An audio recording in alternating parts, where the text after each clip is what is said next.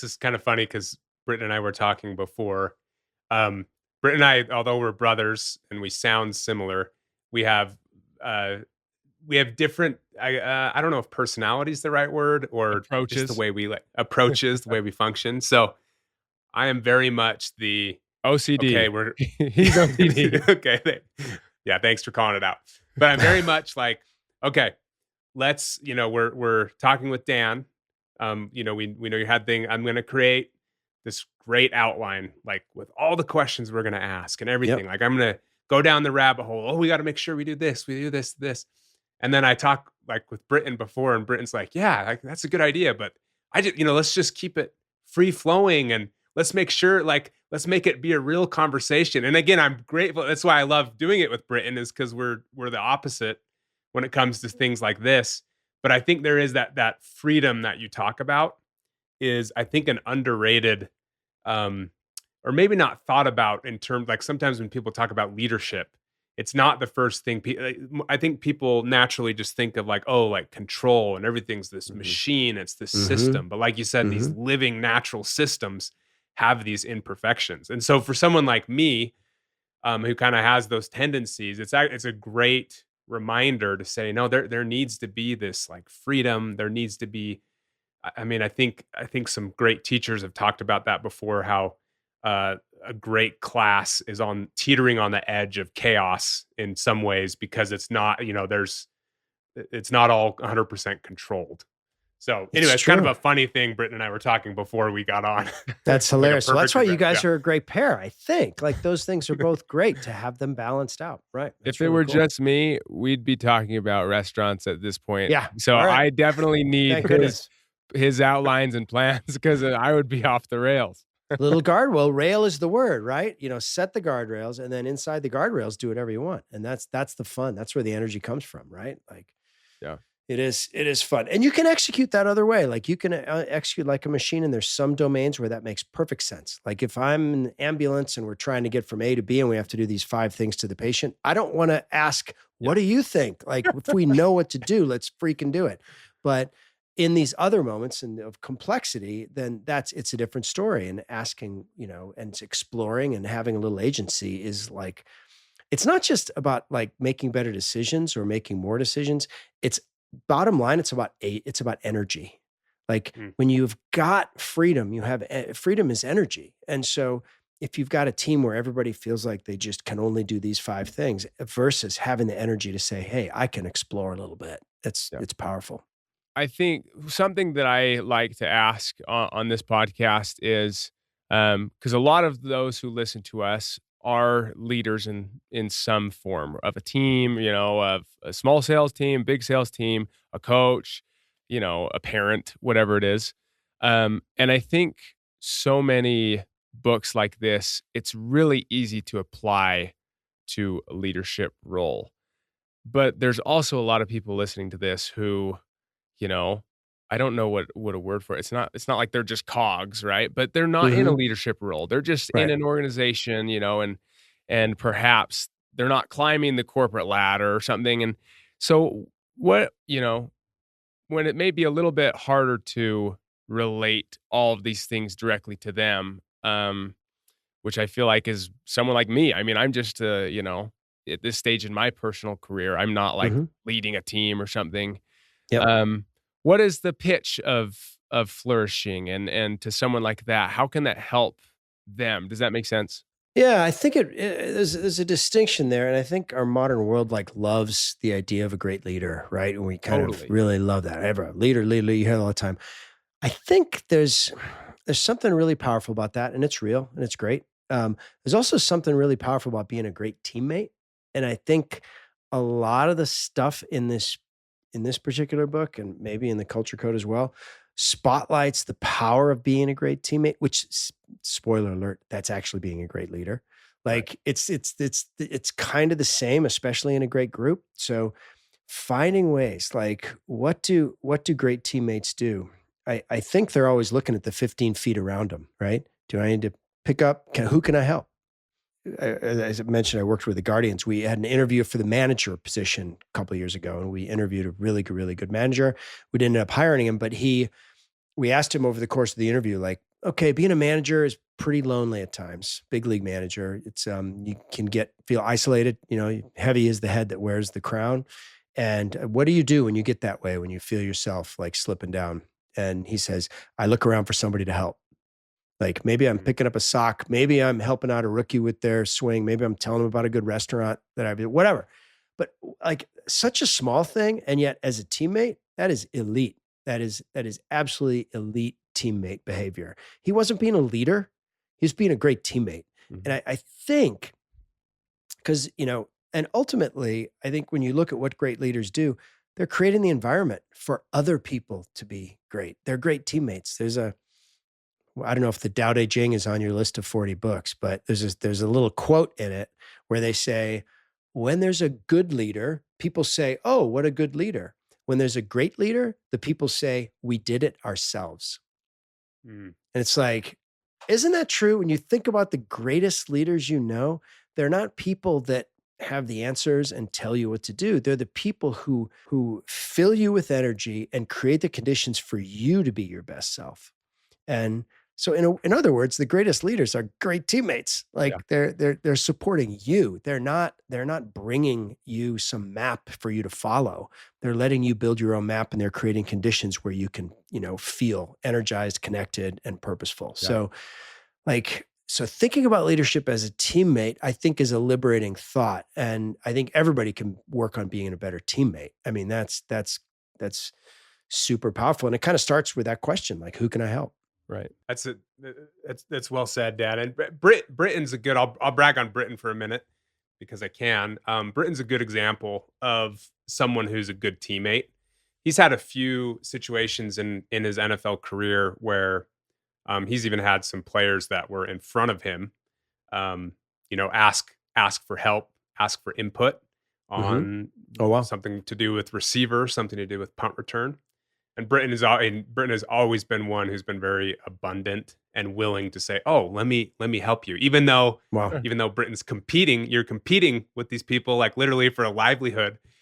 But I've always been impressed, Brit, by how you've approached that. But I do think it's a great reframe that it's like if you are just a teammate or part of a team, it doesn't mean you can't still be a leader, like you said, Dan. It actually can still be a leader. Yeah, That's and that's a shift. I wouldn't say I've always been like that. I think honestly it's come from not being like that and then being like that and Hmm. seeing the difference in how my life is when and how and my feeling. And I think that maybe Dan is one of the little approaches as well is just see how you feel when you are a great teammate compared to when you're, more isolated. It's more comfortable to be isolated, but just the overall feeling of your life and this idea that you're doing something bigger than you contributing. Yeah. Um, it's easy to be an introvert, and I think I can be at times, but and not share tips with others, but the overall feeling of my life and purpose is just different, you know? I love that. It is just different. And it's deep. It's like, and we're not this sort of sounds, sort of woo-woo, but it's not. If they were to, when you do all the studies show that, when you perform a service or making someone else happy makes you happier than you getting that same thing. Yeah. Right. So it's all the stuff that our grandpas told us and our grandmas told us, and it happens to be super true. And we happen to live in a world that there's a big industry to keep people isolated and kind of angry, and that, it's lifting your head up from those glass screens is just a really powerful thing to do. It was one reason why we're so grateful that you joined the podcast, Dan, and we could review this book because I feel like it's an idea whose time has come in the sense of everyone does feel super isolated today because like you said, there are these external factors and trillion-dollar industries that are trying to keep us alone by ourselves, isolated. Mhm. And then if you're more of an introvert, if you have those tendencies, it's just Yeah. 100 times easier today Yeah. than it Yeah. was even just a few years ago. And so that's why I say that your book is.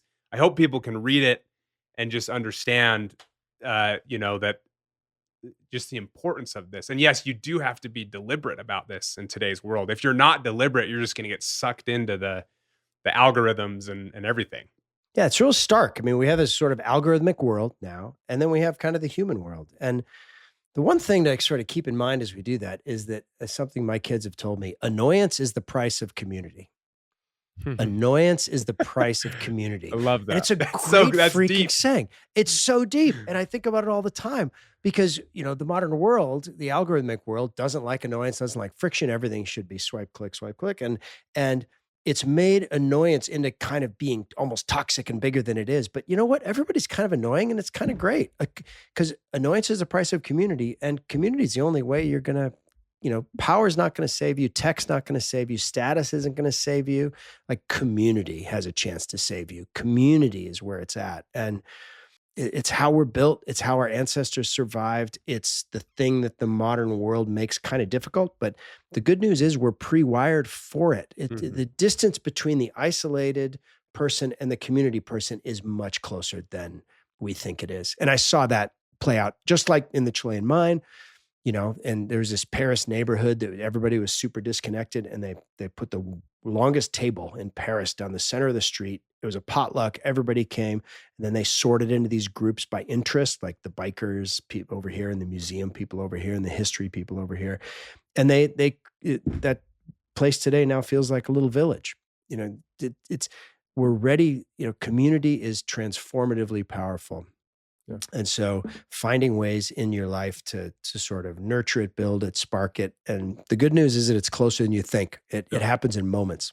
I think that's something I love about really all your work, Dan. It just has a hopeful approach. I think it's really easy to get negative about the current state of our world and things. Mm-hmm. And obviously there are negative things, but you can point them out without just being all doom and gloom, and I think you have a hopeful approach. And, one thing maybe I ask you about, but just my thoughts about it is just how you said the introvert and the community, are closer than you think.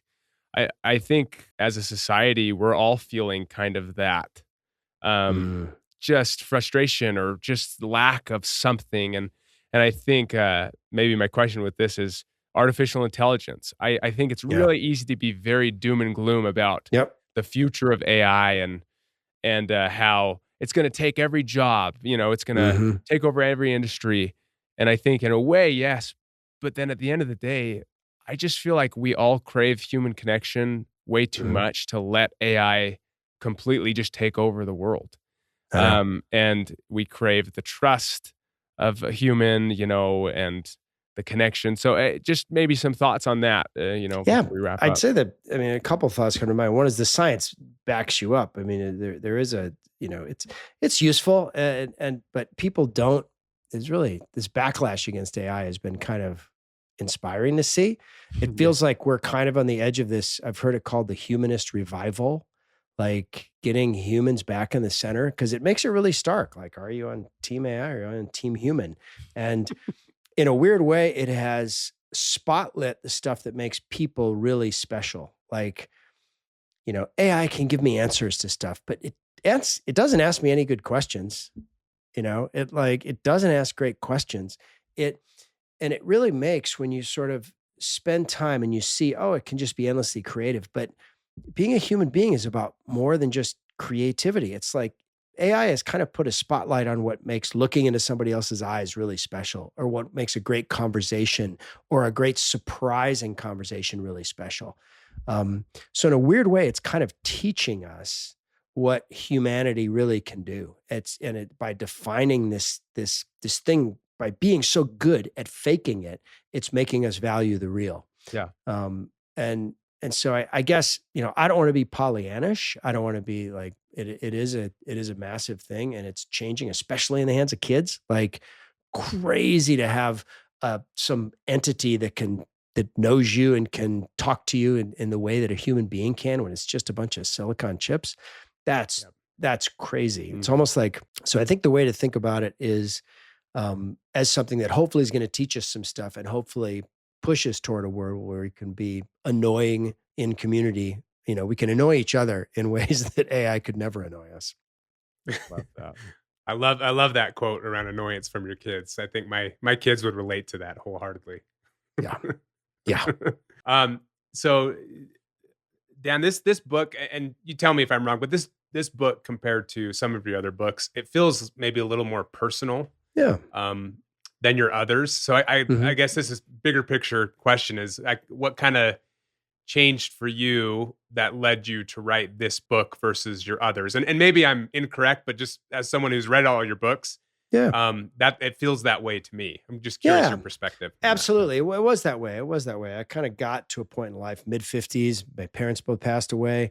You think shift, like paradigm shift, you might say. Like you Yeah. just, and especially studying performance like I've seen so many good performers who were like, they seem kind of sad, Mhm, like they mhm. seem kind of empty. They reached the Absolutely. top of the mountaintop and they found more mountains. Like that kind of sucks. So I saw that pattern over and over again. And I think I saw it in my own life a little bit too. Like, okay, I've done the things I wanted to do and accomplished this. And yet I still, you wake up and you're the same old guy. And it's once you kind of go through that and get to a certain age, that's where I started wondering, like, and feeling also, I guess, that kind of modern treadmill effect of being on modern life feels like this treadmill that keeps speeding up and keeps, so I got me really curious. Are there people who've gotten off the treadmill? Are people who are really connecting with each other and that sort of generativity? Like I just got really interested in that.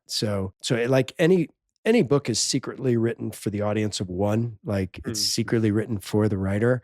And I've found with all my books, they've never been about questions. They've always been about like mysteries, like mhm. what's, and this was the mystery that really, captured me, and continues to. Like I find the conversations like this that it's led to are a couple of clicks deeper and more enjoyable and more free flowing than other books that are more tactical or Right. more information based.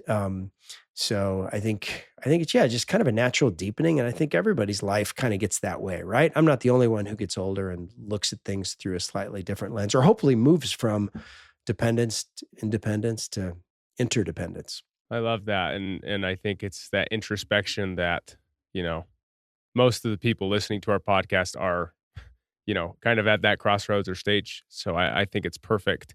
Before we end, just maybe one or two more questions. Is there anything that we didn't ask that we should have that even since your book came out a few months ago that you've been, feeling or in your you've had so many great conversations and podcasts, just anything that you want to share with the audience that we might not have asked? Well, you really should have asked about the upcoming, it's funny, like it's hard to predict the future, but like there's a group of guys that I became friends with kind of partly through this book. Like I got alerted to, new possibilities and this guy invited me to go indoor climbing. And so I did. And then that turned into like some deep friendships. And then we started playing music together and all of us are terrible. Like we're definitely bad, but we like have these little jam sessions. My daughter lives in Brooklyn. She has a friend, she has jam sessions. Well, in 2 weeks, there's a battle of the bands where the dads are going to go to Brooklyn. We rented a bar. We're going to play. We're battle the kids, the dads, and it's going to be super lame. And it's been a total, like, of all the things in my life that I'm thinking about now, Yeah. that's like number one. Like I think about it all the time. And we practice and we're figuring out our set list and like it's just an absolute hoot. But I'd forgotten how fun it is to create something with your friends, right? And so that's been a fun out spin of the book that has nothing to do with anything, but it's I guess I would just give a ringing endorsement to like doing stupid stuff with friends and making friends at an advanced age. Like as a dad, like I was kind of the dad guy for a long time, and now my kids are a little bit older, and now it's kind of fun to, hang out with people my age and explore a little bit. Yeah. I love it. Hey, That's I'm in awesome. Philly. It's close to Brooklyn. Maybe I'll swing by for the band. I'll send you the flyer. It's going to be No. unbelievable. I don't think your ears can take it. It's going to be very Yeah, it's painful gonna be. for everybody involved. No, I always get a kick at. I agree. It's the creation, the creating of things with people is so fun, even if it's a mess and things. I think about this all the time. So I recently went on a golf trip with my buddies, and my wife and all of their wives, they always laugh at how men are terrible at planning things until it comes to a golf trip. We Mm. we were we had computers with tier rankings and doing different simulations to decide who's playing who, right? And it's an example of like, gosh, go create something and you'll find the energy coming Yeah. from something you actually Yeah. care about. It's what Yeah. life is all about. But yeah, I can't Totally. plan anything else, but No, that's awesome. That is awesome. I love it. Yeah, I love that the ending, the epilogue in the book, Dan, where you talked about the red doors, the green doors, the yellow Mm, doors, and kind of how mm, I mean, what it sounds like is this friendship you have with your friends that you're going to go and play this band kind of came from going through a yellow door. That 100%. was yeah, that wasn't necessarily like, oh, it's red. It's clearly don't. This is not something to pursue. Green, it's like, oh, very obvious. But many times we avoid those yellow doors that is like, oh, maybe what could come out of this is maybe unpredictable. But Mm. I do think that was a great example. I love that at the end of your book. I appreciate So, that. yeah, Yeah, it's all um, complex. You know what I mean? It's like you really don't know what's going to happen, and the future feels like it's set, but it ain't. And so these little experiments that we do shape the future. I mean, it doesn't sounds like science fiction, but it's not. It's like this is actually you can make things a little bit better. yeah. So maybe Dan will end with one more question. It's maybe redundant because we've been talking about it this whole time. But if someone's listening to this and is intrigued by this idea, it's like I want to live Hmm. a more flourishing life. Hmm.